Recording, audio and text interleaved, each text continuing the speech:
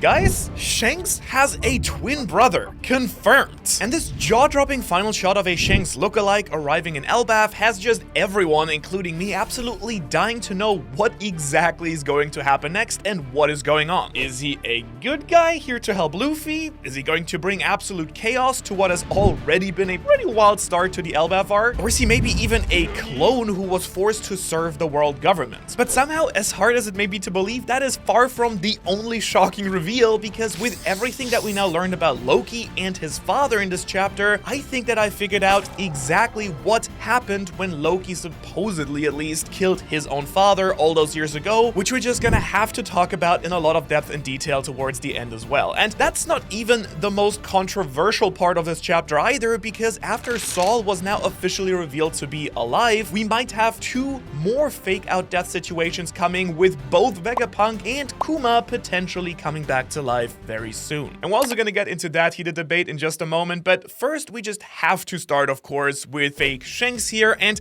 how his arrival changes everything. And like, I mean that sincerely. It sounds like a YouTube title. It changes everything. Because as we see in a truly epic double spread right here at the end of the chapter, two spooky cloaked figures magically appear in the Elbaf village castle, which is just crazy. I mean, I don't think anyone was expecting this to happen, at least this soon. And in case you don't remember, this is of course not the first time that we have seen a person who looks extremely similar to Shanks doing something that is wildly suspicious. In case you don't remember, in chapter 907, we actually got this massive cliffhanger of a Shanks-like character talking to the Gorosei, which actually already back then spawned a ton of theories that either Shanks is evil or Shanks might be playing both sides of the game. But interestingly enough, even back in the day, this panel also created the possibility that there are actually two characters who do look like Shanks, and that's because if you look at that panel again closely, you actually should be in theory able to see part of Shanks' scar, but it is very clearly not there. And so the idea that this isn't Shanks at all, but instead his twin brother or a strikingly similar cousin, third degree removed or something, has been around for a while, which at the time was just a theory. But now that this has happened with this second Shanks showing up in an emu powered summoning circle, I will say it does seem like the Shanks twin slash relative theory might be the correct one after all. Unless of course this is somehow the real Shanks and he is actually working for the world government all along, but that seems highly unlikely given how we've seen Shanks with his crew very recently, plus the missing scar. So for now, I'm gonna assume like 99% that there are actually two of them, which again, absolutely changes everything. So let's try to break down who this guy could be and what he's doing here in Elbaf. And it's not all that hard to believe that Shanks has a brother to begin with. I mean, we do know, pretty much confirmed from the One Piece film Red, that Shanks was found as a baby, probably after the conflict on God Valley, so it is very possible that Shanks' parents already had another kid, either a twin or maybe an older or younger brother. Which would of course be super interesting, because at this point it obviously appears that the fake Shanks here in Elbaf is working for Imu, since they were summoned using the magic circle that the Gorosei were summoned in as well. In fact, I'm pretty certain that this person is now the new leader of the Holy Knights who work directly for the Gorosei. The reason I speculate this is because the former leader of the Holy Knights, Figurlin Garling, was just promoted to become a Gorosei himself, so it makes a lot of sense, I think, that his son or relative or whoever this person is would then be next in line to lead the Holy Knights instead. Which of course is gonna cause major problems for the Straw Hats here, as we'll discuss in just a moment, but first, let's discuss this summoning circle a little bit more, because it is really interesting. Again, we were first introduced to this magical ability back during the Egghead Island arc, where Saint Saturn transformed into his demonic beast form, and then we later saw the same thing when the remaining Gorosei were summoned all the way from Arijua. But what you might have missed though is that the fake Shanks' summoning circle is slightly different than the ones used to call the Gorosei. And that's because the ones that we saw appear in Egghead Island all had a distinct number associated with each of the Gorosei, but this one here in Elbaf is very clearly missing any numbering. So what exactly does that mean? Do the numbers show that the demonic beasts are being summoned instead of just a regular old person? Or are the fake Shanks and the second person, who we'll discuss also next, somehow connected to Imu in a slightly different way? As in, maybe Imu has less power over them or something like that? I mean, we just don't know yet, but either way, I just have to imagine that this Shanks will be as strong, or, and I'm gonna say it, potentially even stronger than Yonko Shanks is right now. I mean, I just don't see any way that that wouldn't be the case, especially if they're showing up here in Elbaf with a very specific mission. But before we get to that, let's first talk about this second person who showed up together with fake Shanks. And clearly, of course, if I'm assuming that fake Shanks is a member of the Holy Knights, then this person should be as well. And you can't really tell if they're male or female from the specific panel, and their only defining feature is the bandages that cover their mouth. So of course you know that even with this very tiny bit of information, I tried to do my research to figure out who this person might be and what they might do, and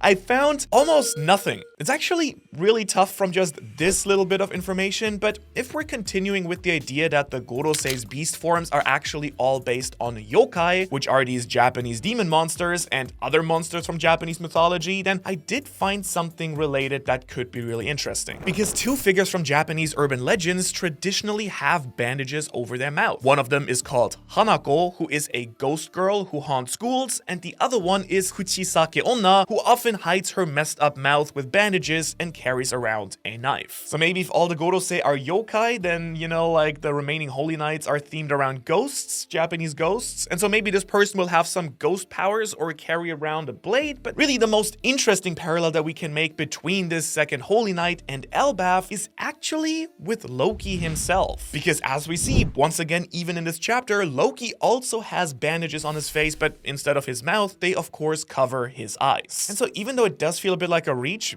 potentially it could be that these two might be connected somehow. Like maybe they fought and injured each other in the past, or maybe they will fight in the final war later on in this arc, which we again will be discussing in a lot of depth at the end of this video with that mystery person who's actually somehow insanely brokenly strong. More about that later. For now, either way though, it is super interesting to me that Oda chose to have these two characters with bandages on their faces in the same arc so closely together, so I will be watching for some more parallels between Loki and this new mystery character during the upcoming few chapters. But now, with all of that being said, why are these guys here? Like seriously, this is by far the most interesting question to me, and based on evidence from the end of Egghead Island, these two may be acting against the orders of the world government, surprisingly. Because let me remind you, Saint Saturn actively told the Marines at Egghead Island that they would not be chasing the Straw Hats to Elbaf because they basically got what they actually wanted with the power supply and York. Now, to be fair, that was of course before Imu just straight up murdered him for everything that happened on Egghead Island, so perhaps Imu thinks that the Straw Hats are a bit more important than the rest of the Gorosei do. Which I guess could explain why in the end they decided to send fake Shanks here, but it didn't exactly explain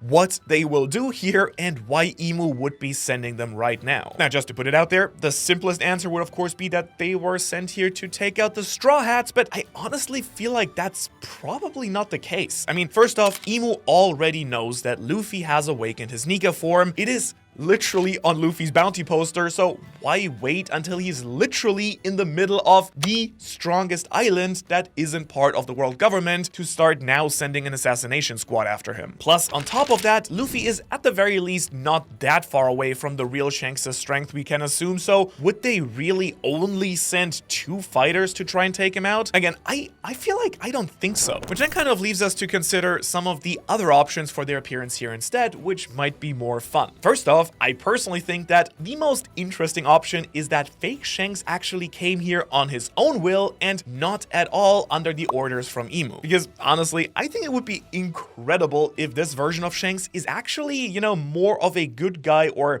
morally gray guy than we are assuming at first here. And this is mostly just pure speculation, I will admit that, but just imagine, what if both versions of Shanks are actually working together and this guy's actually here to give Luffy a warning or, you know, something like that? An alliance between the two Shankses would also explain a very old mystery about Shanks showing up to Marineford while somehow also fighting off Kaido only one day before in Wano. Like, that has somehow never really made any sense timeline-wise, but now if we do know that there were two of them and they might be working together, then this world government version of Shanks could have been the one to hold off Kaido while Shanks and his crew made their way to Marineford. And I'm not just saying this to be a contrarian, but genuinely, just don't want to rule out the option that they might actually be here to help or warn Luffy, but honestly, there are two more other, a lot, you know, darker options that I think are a little bit more likely. And let me just say, I honestly can't get the first of these two ideas out of my head at all because of how cool and brutal it would look, because one thing that I've already predicted in a different video is that Saul is going to die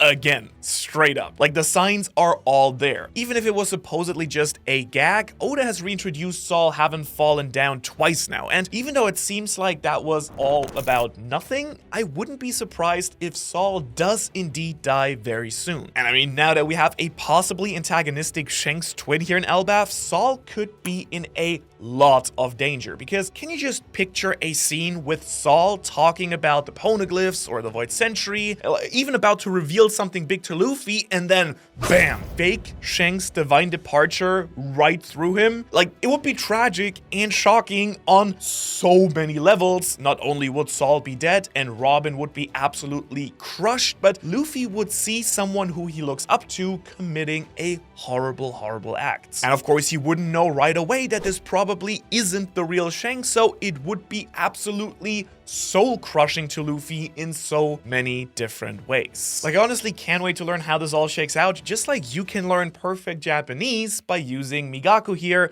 who are a partner of the channel. There's actually one really interesting thing later in this chapter where we talk about Mosa, which is a Japanese word with a very specific meaning, and if you know Japanese, these chapters of One Piece will just read completely different. So if you want the right tool to improve your Japanese or any language, you should go check out Migaku. They give you a special discount using my link, and also, yeah, it's just a great tool that I use myself every single day. Link is below. However, this is of course not the only way that Shanks could cause problems here, because as we see, Loki seems to have some connection with people outside of Elbaf, even though he is chained up on this tree. And again, we will talk a lot more about who Loki is talking to here at the end of the review, because again, based on their Japanese name, it must be someone insanely strong. But I do want to point out that it's completely possible that fake Shanks is also here not for Luffy, but something to do with Loki. For example, if the world government really wants to cause some real chaos here in Elbaf, then the best way to do that is to free Loki. And I do know that we've theorized that Luffy will be the one to set him free due to their secret promise, but I could also see fake Shanks and his partner doing that as well, and then telling Loki to go after the Straw Hats. Like, if you think about it, it's a much more subtle way for the world government to attack Luffy without actually doing all the fighting themselves. But now, there are also a few other really interesting details that I want to discuss with fake Shanks here, and the first is that I'm super curious how they knew to come to this very specific castle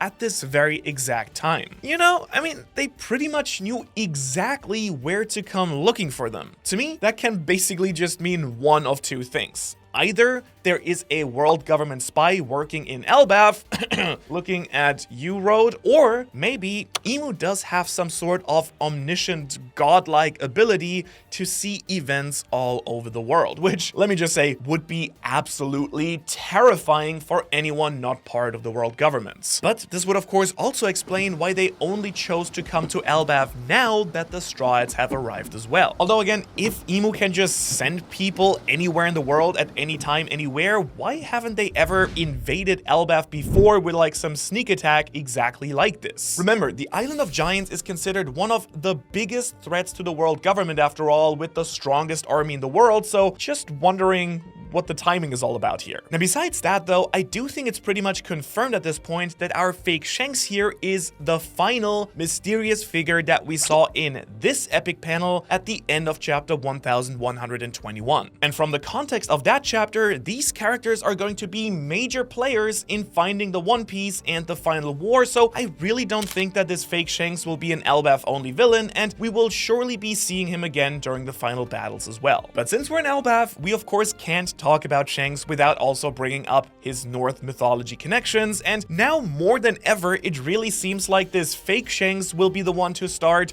the true conflict of the Elbaf arc. And we've of course talked about it in the past about how Shanks might represent both Tyr and Fenrir, you know, the mythical wolf who basically kicked off Ragnarok. But at this point though, it might just be fake Shanks here who does play that role instead of the Emperor Shanks. We'll have to wait and see about that though, because now, before we get into the crazy Loki and this insanely broken character that's with them, like before we get into all of that stuff, first we have to talk about honestly one of the weirdest sections of this entire chapter, which revolved around Lilith and her clone of the Stellar Vega Punk. Which, okay, can we just point out a super interesting parallel in this chapter? Because in the same chapter that we get a Shanks lookalike, we also find out that Vegapunk has a clone here in Elbaf as well. So, you know, maybe just like how Lilith has a clone of Vegapunk, is Oda hinting that this mystery Shanks is actually a clone of the original and not a brother at all, or the other way around? I mean, just saying, Oda likes to make these sorts of, you know, subtle little foreshadowings all the time when things get revealed together, so it does at least make me wonder at this point if Vegapunk helped make a clone of Shanks, and that is who we're seeing here in Elbaf at the moment. However, I guess it isn't that surprising that Lilith has a clone of Vegapunk's body as well. I mean, we already saw in chapter 1125 that the Vegapunk satellites basically have a ton of artificial bodies that they can just use to swap out body parts. Plus, we already know that Vegapunk had perfected cloning since the former CP0 agent Stussy was said to be a clone as well, so it makes a lot of sense, I think, that at one point he might have made a clone of himself. What we didn't know though was that apparently it was this exact clone who was the one who visited Elbaf, which we learned about in the flashback from chapter 1066. Which, you know, it's just crazy, you know, in itself that Vegapunk would just straight up make a copy of himself like that, which technically means we have yet another fake out death, which isn't great, but it will also be awesome to have Vegapunk back in the story eventually so he can help the world survive the disasters that are almost surely going to happen. Though at the same time, like, all the other Vegapunks fused together as well, and then there's still York and I don't know. It's so complicated with the Vegapunk stuff. Instead, what I'm going to focus on and what I'm actually really curious about is that this clone obviously had Vegapunk's giant head when drawn in that one panel that he was shown talking to Saul. And so we just really have to ask ourselves if this clone also possesses the powers of the Brain Fruit too, which would be, again, absolutely wild if this clone could make copies of Devil Fruit powers as well. Now, this isn't confirmed by any means at all, since Vegapunk could have just cloned himself while already having that giant head, but still, just the possibility of cloning the Devil Fruit together with his body is super exciting on its own. And I don't think that you need me to tell you that an army of super powerful clone Devil Fruit users would just be way too OP for the story, so it's probably best if that stays out of the story for now at least, although there is another confirmed technology in Elbaf that could also lead to an unstoppable army, and we will talk about that in just a moment as well. The bigger question in all of this though to me is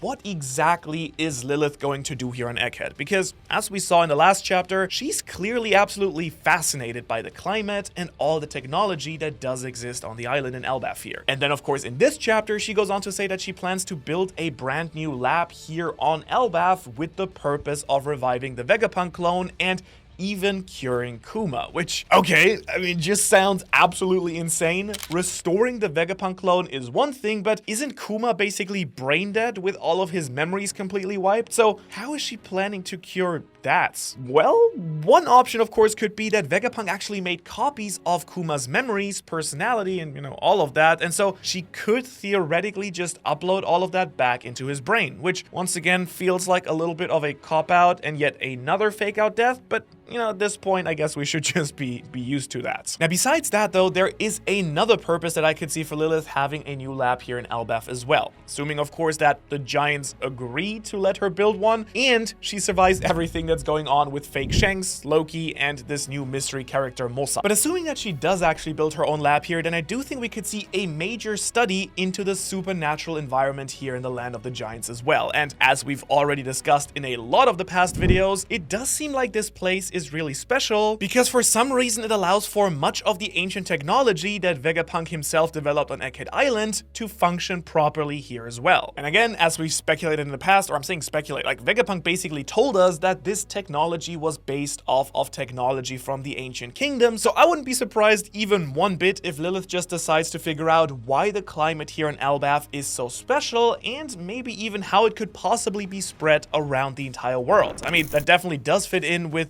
what the other Vegapunks are doing right now as well, since we do know that they're already contacting the weather scientists on Weatheria as well. And so if Lilith can connect to the other Vegapunks, then she could share the secrets of the Elbaf climate, and together they might just be able to figure out how to spread the climate to the entire world, which would be absolutely insane. I mean, we've seen all throughout the story just how crazy the weather is in the Grand Line, and many theories have talked about how the Grand Line's climate might have been artificially altered in the past as well. So if the Vegapunks and the scientists of Weatheria can figure out the Elbaf climate, then they might just be able to find a way to make the Grand Line climate more normal as well. However, stop. I do think we might be getting a little bit ahead of ourselves here with thinking of Lilith and even the original Vegapunk as these purely good scientists who just want to go and help the world, because you do have to keep in mind a few things about Lilith and her personality. I mean, she isn't all good, at least. Like, not at all. In fact, let's go back to Lilith's introduction to the story to find some interesting clues. Because remember, when we first met her in chapter 1061, she displayed a pretty independent and fiery personality. In fact, she is officially the evil aspect of the Vegapunks. Now, I don't really think that she's straight up evil in the same way that the world government is evil, or even that York is evil, but I would say that she is evil more so in the sense that she basically does what she wants to do to achieve her goals. Remember that the original Vegapunk was pretty much the same. He chose to work for the world government in the end because, well, they could give him the resources that he needed to continue his own wild and expensive research. So what I'm basically trying to get at here is that even though the Straw Hats rescued Lilith and she has seemed pretty friendly up to this point, it isn't at all a guarantee, I think, that she will always act in a way that perfectly suits the interest of the Straw Hats, if you know what I mean. Or another possibility that is potentially even worse to consider is that Lilith and Vegapunk's discoveries might be turned against them, which I'd say is pretty much likely at this point, since the world government has basically stolen everything that they have ever worked on. And now that I'm thinking about it, the arrival of what looks to be a world government agent here in Elbaf means that this is looking even more like a bigger possibility. Who knows, they might even try to kidnap Lilith herself and bring her back to work for the world government, though again, like, how would they know that she's still alive? But if it happened, that would be absolutely awful. But you do know what is awesome, which is all the amount of bonus content that you can get by signing up to support the channel on Patreon using the link in the description below, because you guys are what really keeps this channel afloat. Seriously, by supporting us over there, you're not only getting access to bonus content and podcasts, but you also get access to an insane amount of incredible channel artwork and other special monthly feature bonus content as well. So shout out to the Patreons. Now, perhaps more importantly though, Vegapunk and Lilith already have connections to Saul as well, and they have even read through most of, if not all of, the secret knowledge saved from Ohara. So even though we're, I think, all expecting Saul to share at least some information about Nika or the Poneglyphs or even the Void Sentry with the Straw Hats, Lilith should also be a part of these conversations, since she basically knows as much, if honestly not even more so, than Saul does. Getting back to Lilith here though, there is one more potential technology that we saw in this chapter that she could very easily study here in Elbaf as well, and if things go wrong, it could be absolutely disastrous for the entire world. Because right here in the old library, we finally see hints of a forbidden technology that the entire world has been trying to discover for decades now. That, of course, being Gigantification. As you can see in this panel here, somehow the Giants have figured out how to take regular human-sized books and then make them grow to giant sizes for their own reading. Which, when you really think about it, is just wow. I mean, out of all the places we find Gigantification here, I was honestly not expecting that at all, and I guess it does make sense given how how much Elbaf does seem to be connected to the ancient kingdom and technology, but I also do wonder how exactly this is supposed to work. Like, the book basically instantly grew as soon as Robin stepped into the library, so is it some sort of technology that scans for books as they enter the door? Or is it something to do with this particular tree that causes books to grow to such large sizes? Or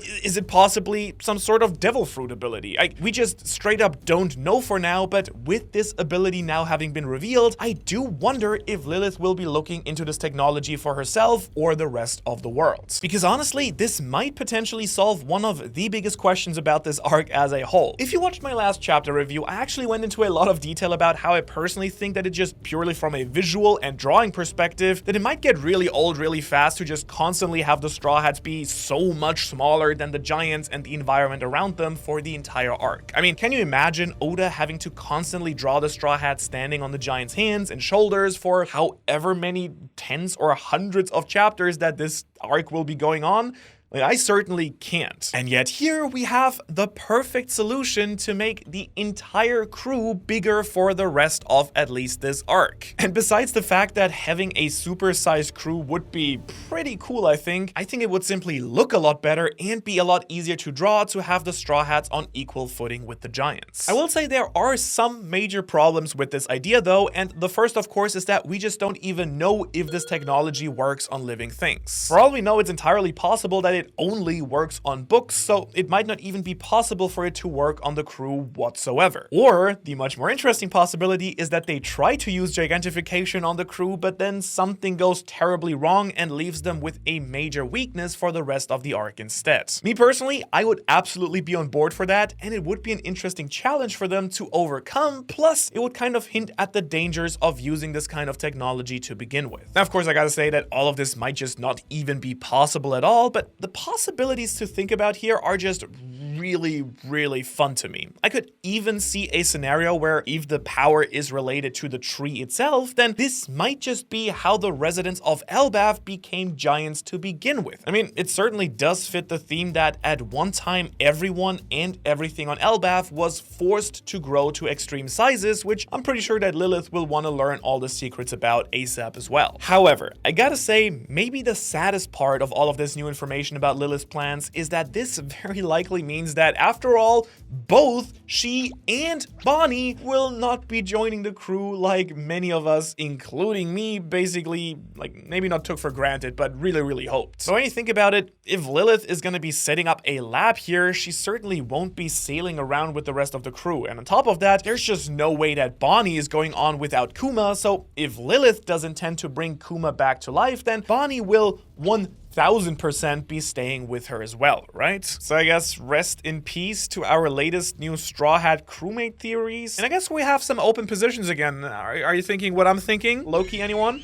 All right, don't worry, I haven't forgotten about him either. We will be talking a bunch about him in just a moment and his very strange and powerful companion. But first, let's talk insane lore surrounding the newest giant introduced to the Straw Hats. And I'll be completely honest, when Ripley was first mentioned 2 chapters ago, I was not expecting like this. Like, this is just wow. And I don't know what I was thinking, but I assumed they would be an old-timer giant guy or something, so I was shocked to find out that Ripley turned out to be this super cool, haughty giant warrior. Like, while you might have just rushed past the scene, it actually revealed the true direction that this arc is most likely going to, as well as one of the most insane scientific discoveries in the entire One Piece world. So let me just start off with Ripley herself here, and we first heard her name 2 chapters ago when the giant kid Colon was leaving the bar. At first, we did not know who this person was at all, but apparently Ripley is liked enough by the barkeeper that she wanted to send the professor some sort of her favorite food. And while we didn't see Colon coming up here to deliver the package quite yet, we did learn that Ripley is a biology professor at the Walrus Academy, which brings up a few really interesting topics that we're going to discuss here. First off, we had the old library and now the Walrus Academy, and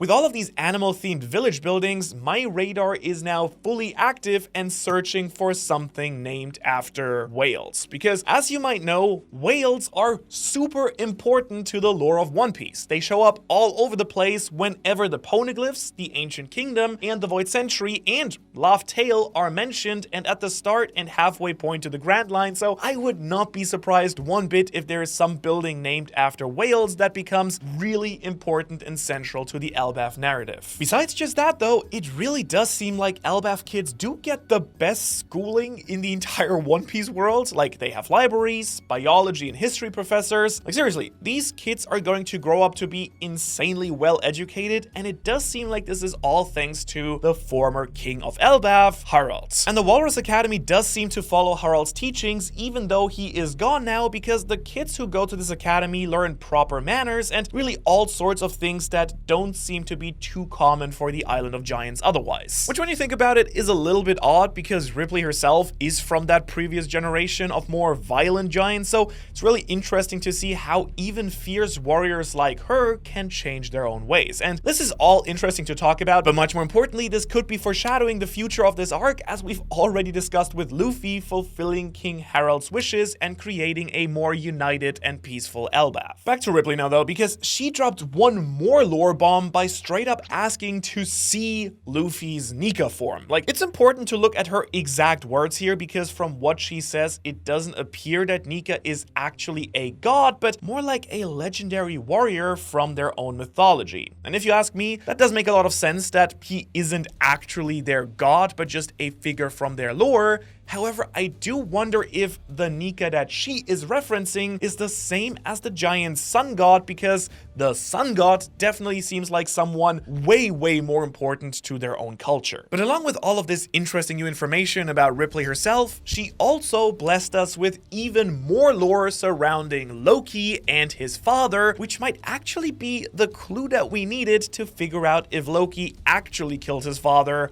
or not, and how all of this ties into with this new mysterious super powerful Mosa character, who we will be getting into in just a few moments. But in case you don't remember, Harald was king of Elbaf until Loki allegedly killed him to obtain the legendary devil fruit of Elbaf. But now we actually do have a different possible motive for Harald's murder, because as Ripley tells us here, the former king was trying to change the warlike culture of Elbaf because he wanted things to become more peaceful between all the giant villages, and for the giants to start using trade and negotiation to start solving disputes. Which really sounds pretty much like the opposite of the warlike culture that we've come to associate with Elbaf, and led to a ton of tension with the elder leaders of the many Elbaf villages. Because let's just lay out what we know so far. At this point, we do know that there are many separate villages of giants scattered around the Sun World part of Elbaf, and from this chapter, we have pretty much confirmed that they don't usually get along really well. So I would guess that there are frequent battles between the different villages, and that the elders of each single village are also not on good terms either. And they definitely didn't like Harald's attempt to change their warlike nature. And pretty much that by itself already makes me think that somehow the elders might have been the real culprits behind Harald's murder. And obviously we don't know how this might have happened, but I can really see a scenario where Loki was tricked or maybe even framed for the murder of his father by the other elder giants of the islands. Because just think about it for a second from their perspective. You have a king who you don't like and a so-called cursed prince who no one seems to like either. So it's basically killing two birds with one stone by making everyone believe that Loki killed Harald. And with both of them out of the way, each village can now basically go back to being their normal war-loving selves. Which is honestly just a perfect setup for the entire future of this arc, because as we all know, whenever the Straw Hats visit an island in conflict, they almost always leave it in a lot better shape. So I can actually easily imagine at the end of this arc, Luffy uniting the tribes of Elbaf together against some other major threat and get them to actually work together. Though maybe they did work together to kill Harald, who knows? That might have been good teamwork. Now, the most important question to ask then is,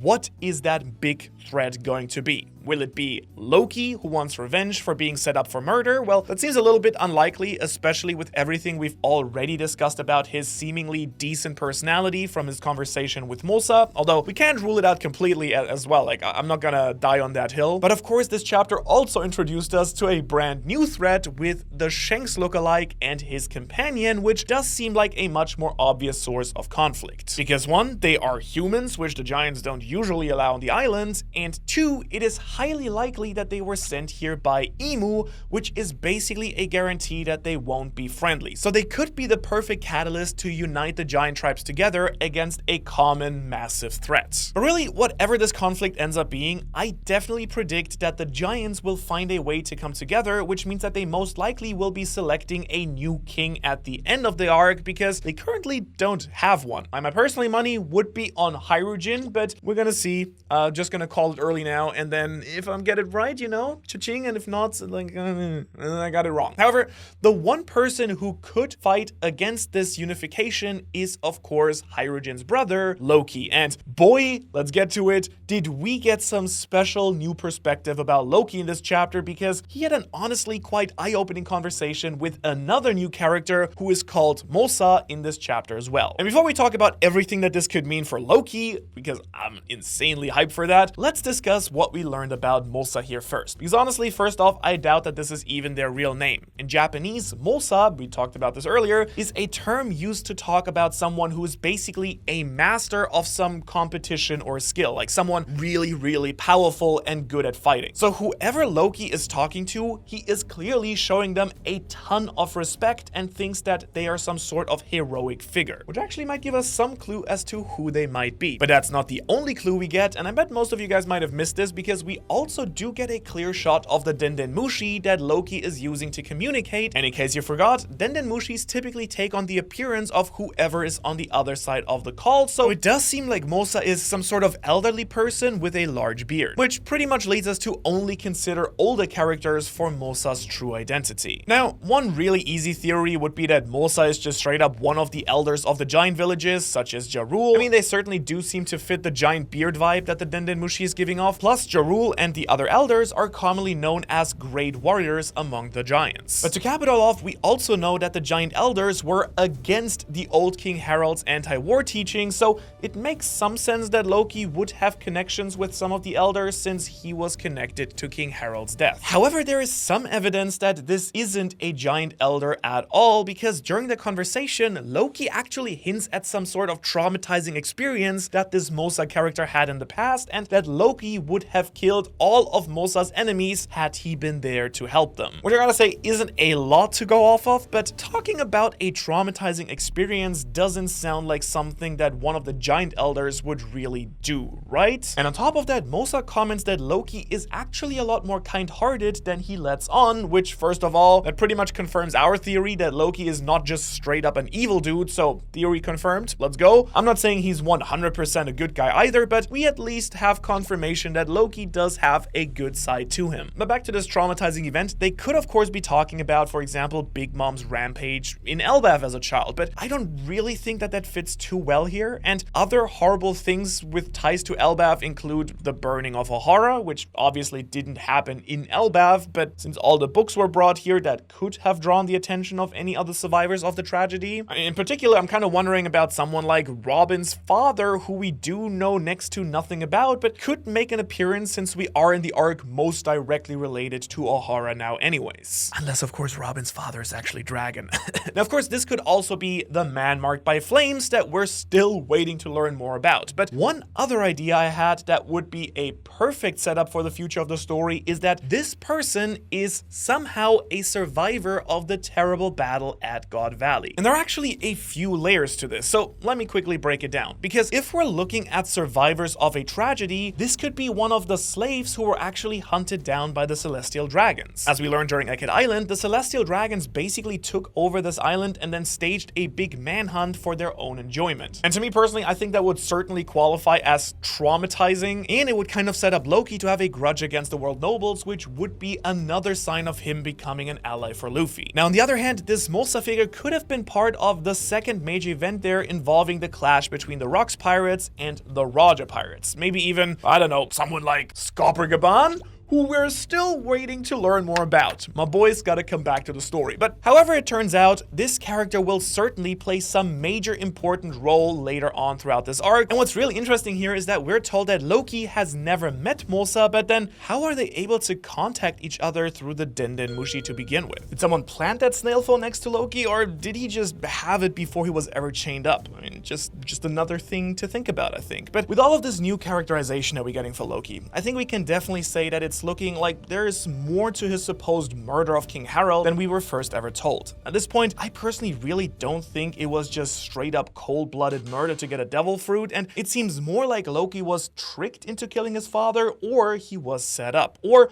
on the other hand, maybe King Harald just wasn't straight up as good as he seemed, and Loki was actually saving Elbaf by killing his father, like Game of Thrones Kingslayer style. Man, I'm just so ready to learn more about all of this and like everything going on here. Like, yeah, Oda got me hooked. But let's go back to Kuma here for a second, because I just thought about how that if he's revived, it could lead to one of maybe the most important lore reveals in all of One Piece. Because if you remember, Kuma is pretty much the last surviving member of the so-called Buccaneer race who worship the sun god Nika. So if Kuma gets his memories and personality back, he might even be able to reveal some of his secret heritage to Bonnie, which could shed some light on the dark, deep, hidden truth of the world. I'm talking about truth and lore that goes back even further than the Void Century itself. And recently I was actually looking back through all of the ancient history we get about One Piece, and I do think that I found the answer to why there are so many giant creatures in the world, the remainders of an ancient second worldwide war before the Void Century, and the truth that humans were actually not the original inhabitants of the One Piece planet. And you can hear all about that big theory that we're building like over a few weeks now by watching that video first right here. As always,